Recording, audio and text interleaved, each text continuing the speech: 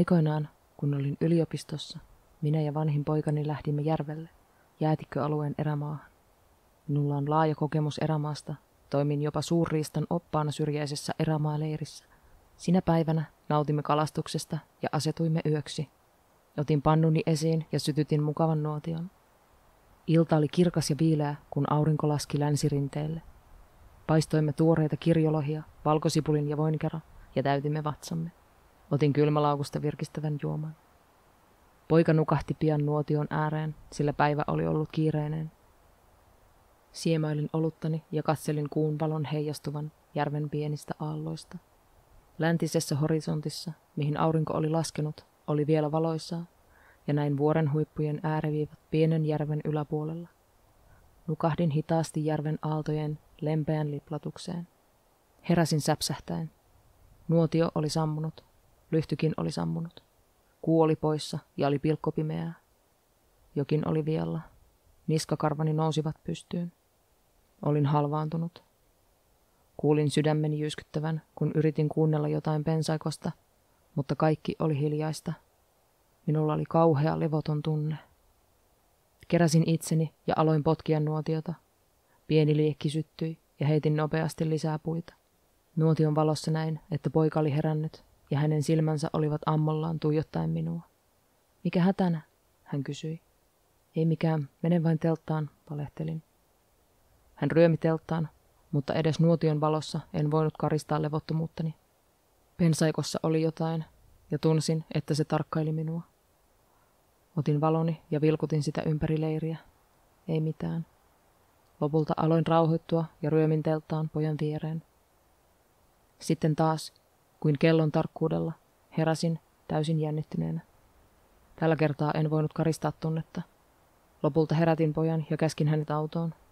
Pakkasin koko leirin ja ajoin järven toiselle puolelle, missä nukuimme autossa. Aamun koitteessa nousin ja katsoin järven yli, missä olimme leiriytyneet aiemmin, ja minulle tuli jälleen levoton tunne. Päätin, että oli aika lähteä kotiin. En tiedä, mitä siellä oli tai mitä siellä tapahtui, mutta tunnen vaistoni ja jokin oli pahasti vialla siinä paikassa. Mitä ikinä se olikin, jätän sen mielikuvituksesi varaan. Se yö karmii minua edelleen, tänäkin päivänä.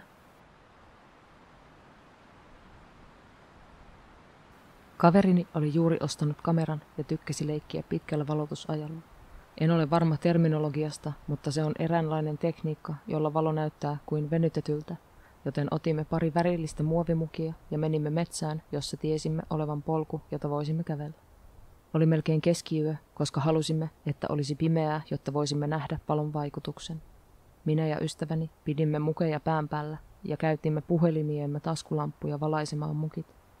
Minulla oli puhelin, jolla piti aloittaa nauhoitus, jotta voisin käyttää taskulamppua, joten tein niin. Suunnitelmana oli aloittaa mäen huipulta ja kävellä polkua alas kameraa kohti, luodaksemme eräänlaisen valonauhan. Kameratietäjät, korjatkaa vapaasti. Kävellessämme mäkeä alas, minä ja kaverini aloimme jutella, mutta huomasin nopeasti hänen silmiensä olevan ammollaan, katsoen minua kuin ihmissusi olisi ilmestynyt aivan taakseni. Luonnollisesti sanoin, mitä? Pelästyen heti itsekin ja hiljenimme täysin. Hän sanoo korkealla, kuiskaavalla äänellä, etkö kuule sitä? Ja sitten kuulin sen. Lasten naurua, korkeintaan 6-vuotiaiden. Aloimme molemmat panikoiden juosta mäkeä alas ja pääsimme kameran kanssa olevan ystävämme luo aivan liian aikaisin. Ja hän kysyy, mitä ihmettä te teette? Teidän täytyy kävellä hitaasti kohti kameraa tai pilaatte otoksen. Kerroimme hänelle, että kuulimme lasten naurua metsässä, eikä hän uskonut meitä, luonnollisesti, mutta tajusin, että minulla oli kamera käynnissä, joten ehkä se tallensi jotain, ja soitin sen hänelle. Mikrofoni nappasi sen täydellisesti. 2 tai mahdollisesti 3 lasta, noin 6-vuotiaita. Keskellä metsää, ei taloa, huoltajaa tai valoa näkyvissä. Turhaa kai sanoa, mutta lähdimme sieltä nopeasti.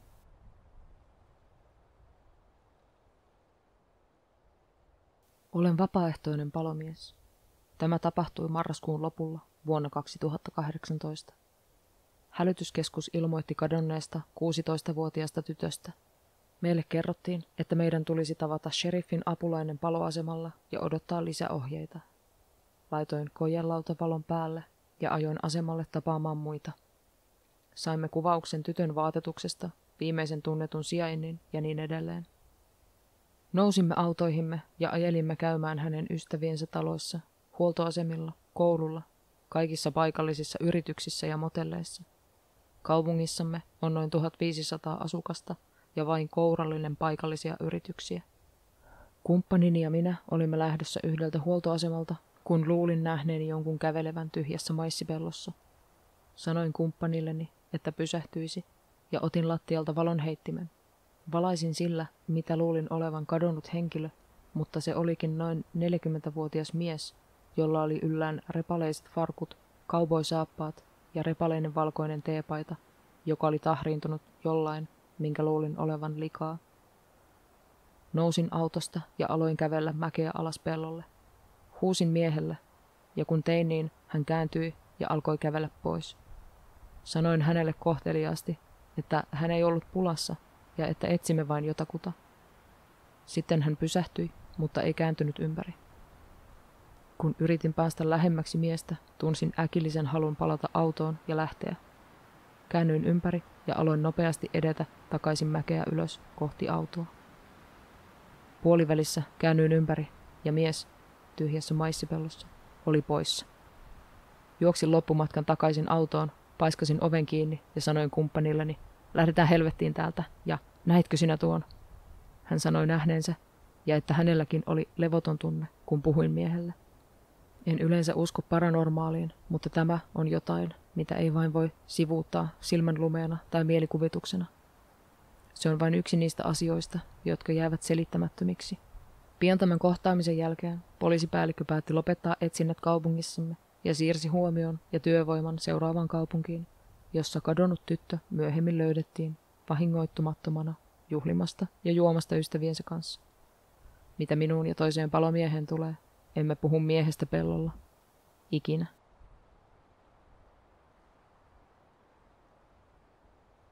Noin vuosina 2002-2003, en muista tarkalleen, olin parhaan ystäväni luona viikonlopun ajan. Siellä oli myös toinen ystäväni. Ystäväni asui melko kaukana kaupungista, maaseudun tiellä, metsän keskellä, Itä-Teksasissa. Piti kääntyä maantieltä ja ajaa muutamia kilometrejä metsään päästäkseen hänen soratielleen ja ylittää pieni silta lammen yli päästäkseen perille. Tiedän liikaa yksityiskohtia, mutta pointtini on, että hän asui keskellä ei mitään. Olimme tutkineet hänen talonsa ympärillä olevia metsiä aiemmin, mutta emme koskaan menneet kovin kauas. Ja sinä päivänä päätimme vaeltaa paljon pidemmälle. Kävelimme pari tuntia ja tulimme polulle, joka oli selvästi tehty mönkijällä, ja seurasimme sitä.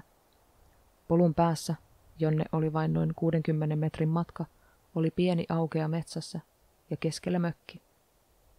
Mökki oli noin puoli metriä maanpinnan yläpuolella tukien varassa ja siinä oli etuterassi.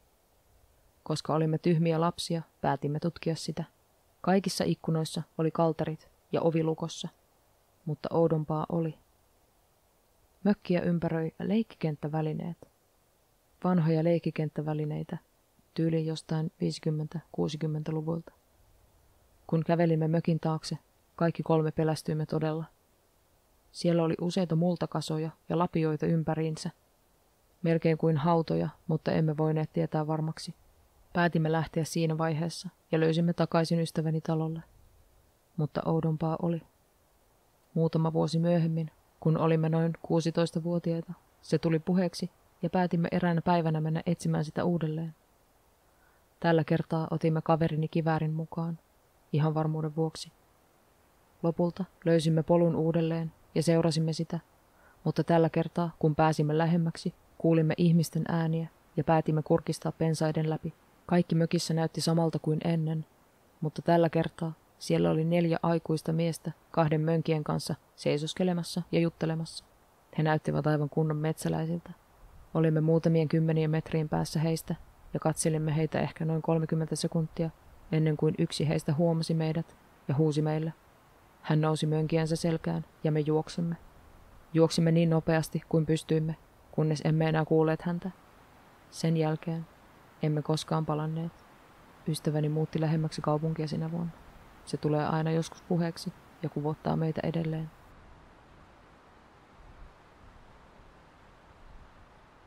Aikoinaan kävin metsästämässä isoisäni kanssa syvällä Pennsylvanian vuorilla. Tästä on niin kauan aikaa ja olin niin paljon nuorempi, joten en osaa sanoa tarkalleen, missä se oli, ja isoisäni kuoli vuosia sitten, joten en voi kysyä häneltäkään. Olen varma, että se oli jossain Appalakkien reitin varrella tai sen lähellä. Parkkeerasimme auton ja otimme varusteemme pitkälle vaellukselle mökille, jonka isäni kertoi olevan isoisäni ystävän, joka antoi hänen käyttää sitä silloin tällöin. Muistan, että aloitimme vaelluksen noin 8 aamulla ja saavuimme mökille vasta noin 5:30, joten tiedän, että se oli syvällä metsässä. Mainittakoon, että tässä paikassa ei ole sähköä tai juoksevaa vettä, eikä ketään lähimaillakaan. Eräänä yönä olimme menossa nukkumaan. Kun olin juuri nukahtamassa, huomasin isoisäni nousevan sängystä ja tarttuvan kivääriinsä. Hän huomasi minun olevan hereillä ja viittoi minua olemaan hiljaa, joten nyökkäsin kyllä. Ja juuri silloin kuului valtava pamaus mökin takaa, kuin joku olisi iskenyt sitä muurin murtajalla. Vain kerran, siinä kaikki. Muistan lopulta nukahtaneeni, pelästyttyäni pahanpäiväisesti. Seuraavana aamuna kiersimme mökin ympäri, ja sen takana oli suuri kivi, joka ei ollut siellä edellisenä päivänä. Isoisäni käveli noin 10 metriä metsään mökin taakse ja käski minua tulemaan luokseen. Mudassa oli sen kiven painauma, jossa sen oli täytynyt olla, sekä 4 sormenjälkeä kummallakin puolella, kuin jokin olisi kaivannut sen maasta heittääkseen sen. Tämä saa minulle edelleen kylmät väreet. Olin metsästämässä isoisäni kanssa monta kertaa sen jälkeen, enkä koskaan kokenut mitään vastaavaa. Kysyin monesti isoisältäni, mikä pelästytti hänet keskellä yötä nousemaan ja tarttumaan kivääriinsä, mutta hän ei koskaan kertonut minulle. Kaipaan tuota miestä ja olen varma, että jonain päivänä saan tietää, kun hän kertoo siitä minulle tuon puoleisessa. Kiitos kun kuuntelit. Hyvää yötä.